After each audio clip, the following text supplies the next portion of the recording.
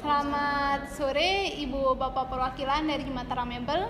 Di sini saya Seha Sahab dan rekan saya Anissa Silviani. Ya, kami di sini sudah mengidentifikasi masalah dari Mataram Mebel. Sebelumnya kita semua sudah tahu bahwa Mataram Mebel didirikan pada tahun 2008 oleh dua orang saudara, yaitu Bapak Abdurrahman dan Bapak Harun, berlokasi di Jalan Saleh Sungkar, Ampanan Utara. Dan Mataram Mebel ini berfokus pada furnitur rumah pada kualitasnya dan dalam berbagai jenis furnitur. Nah, di sini permasalahan yang sudah kami identifikasi mengenai Mataram Mebel dapat dikatakan perusahaan cukup sukses di bidangnya, tetapi mulai turun pada pandemi tahun 2020 dan membawa dampak yang cukup berat. Di sini Mataram Mebel mengalami pemutusan hubungan kerja dan harus menghentikan produksi pada gudang. Nah, saat ini Mataram Mebel telah memulihkan sebagian keuangan mereka, tetapi belum sepenuhnya pulih dan masih memiliki karyawan yang sangat terbatas. Hal itu dapat kita lihat pada omset rata-rata per tahun dari Mataram Mebel, yaitu pada tahun 2019 Mataram Mebel memiliki omset sampai dengan 1.584 juta rupiah, sedangkan pada tahun 2020 menurun sangat drastis, yaitu sampai dengan 400 juta rupiah saja.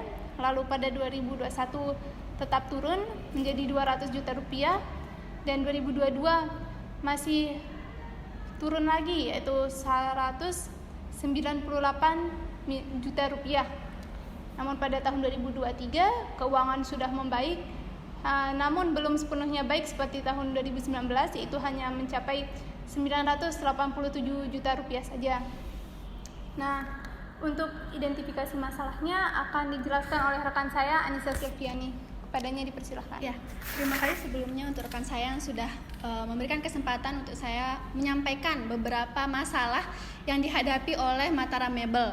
Jadi di sini setelah kita melakukan penelitian lebih mendalam, kami mendapat bahwa yang paling signifikan, masalah yang paling signifikan yang dirasakan oleh Mataram Mebel itu yaitu dalam hal pemasaran dan sumber daya manusia.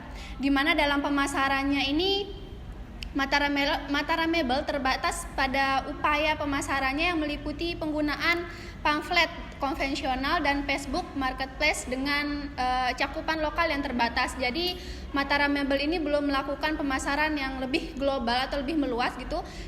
Jadi Mataram Mebel hanya menggunakan pamflet-pamflet sederhana dan juga menggunakan platform Facebook sebagai platform marketplace-nya dalam mempromosikan produk yang ditawarkan.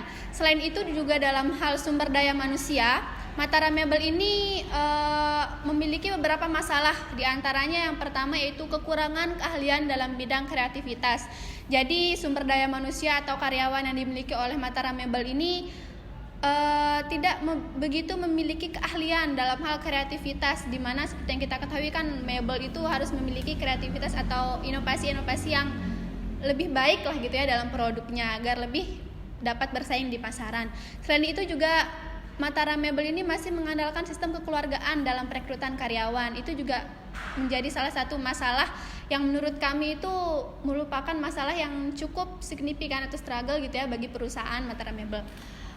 Selanjutnya setelah kita melakukan identifikasi masalah tersebut, kami di sini melakukan beberapa analisis, tapi yang paling menonjol gitu, yang paling menurut kami memberikan memberikan pemahaman yang lebih dalam itu mengenai permasalahan di sini, kita menggunakan analisis SWOT, di mana seperti yang kita ketahui analisis SWOT ini menganalisis kekuatan, kelemahan, peluang dan ancaman dari perusahaan. Nah, di sini untuk bagian kekuatannya, di mana Mataram Mebel ini memiliki konsep yang sudah ditawarkan sesuai selera orang Lombok. Selanjutnya harga dan kualitasnya yang sepadan, ada juga memiliki ruko sendiri gitu ya. Selanjutnya Mataram Mebel memakai sistem penjualan online melalui marketplace di Facebook. Dan yang terakhir kekuatan yang dimiliki oleh Mataram Mebel itu di mana peluang kerugian kecil karena menjual barang yang sesuai selera dengan masyarakat di sekitarnya. Selanjutnya ada kelemahan. Nah, di samping kekuatan ada beberapa kelemahan juga yang dimiliki oleh Mataram Mebel. Yang pertama yaitu modal usahanya yang relatif besar. Jadi seperti yang kita ketahui kalau mebel itu ya modalnya itu cukup besar lah ya gitu. Selanjutnya penjualan mebelnya ini relatif lama. Peraturan pajak dari pemerintah, ada ketentuan-ketentuan pajak yang dari pemerintah yang dapat menjadi kelemahan gitu, dapat menjadi kelemahan bagi Mataram Mebel sendiri. Selanjutnya promosi yang kurang intens dilakukan, seperti yang tadi promosinya hanya dilakukan melalui penyebaran pamflet dan marketplace di Facebook.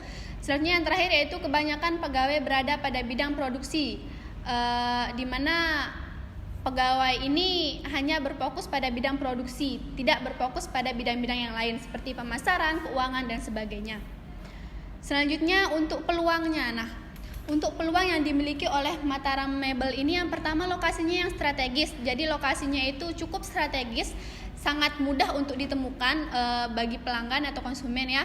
Selanjutnya menginovasikan produknya mengikuti perkembangan zaman. Jadi produk-produk yang ditawarkan kepada masyarakat itu selalu mengikuti perkembangan zaman. Apa sih yang sesuai selera dari masyarakat.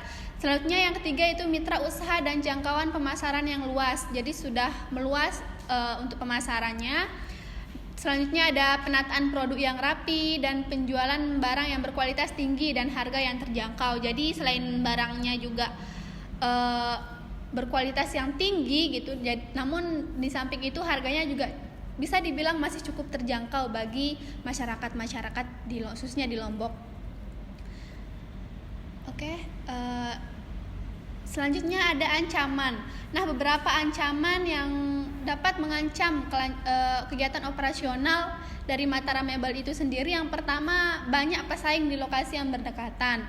Jadi ada beberapa juga mebel yang lokasinya berdekatan dengan lokasi Mataram Mebel ini sendiri. Selanjutnya yang kedua, penjualan yang relatif lama. Bahan bakunya juga susah untuk didapat karena bahan baku ini dikirim langsung dari luar daerah ya, jadi cukup lama juga. Selanjutnya ada jangka waktu balik modalnya yang cukup lama karena kan karena proses dalam jual belinya itu tidak setiap hari gitu. Maksudnya tidak setiap hari ada orang yang membeli barang, karena kan seperti yang kita ketahui mebel itu sendiri kan menjual alat-alat yang tidak dibutuhkan dalam kehidupan sehari-hari gitu. Nah, selanjutnya setelah kita menganalisis permasalahan menggunakan analisis SWOT tadi di atas, kami menemukan beberapa solusi yang mungkin dapat diterapkan nantinya untuk Mataram Mebel sendiri dalam kegiatan operasionalnya agar dapat lebih berkembang gitu ya, dapat lebih maju ke depannya.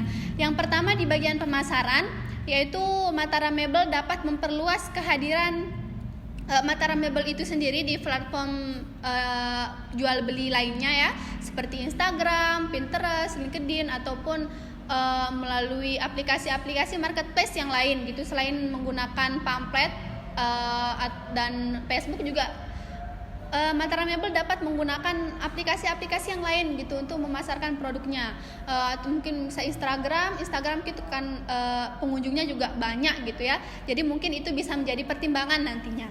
Selanjutnya menjalin kerjasama dengan industri perhotelan untuk menawarkan produk-produk berkualitas tinggi kepada hotel dan villa.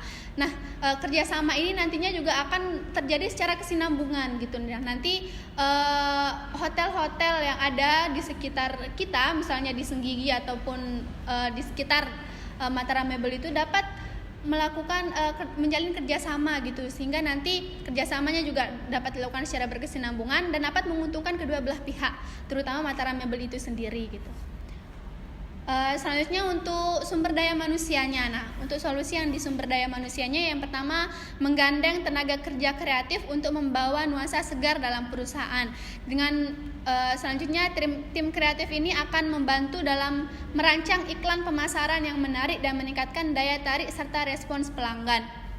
Jadi akan lebih baik Mataram Mebel untuk merekrut pekerja atau karyawannya yang memiliki keahlian di dalam baik itu di dalam pemasaran dan sebagainya, di mana nantinya hal ini dapat meningkatkan tingkat penjualan dari Mataram Mebel itu sendiri gitu. Jadi tidak hanya melakukan perekrutan karyawan secara kekeluargaan gitu ya, tapi dapat melakukan perekrutan karyawan secara terbuka untuk umum sesuai dengan apa yang dibutuhkan oleh Mataram Mebel itu sendiri, terutama di bagian pemasaran untuk memasarkan atau mengiklankan produk-produk yang ditawarkan oleh Mataram Mebel itu sendiri.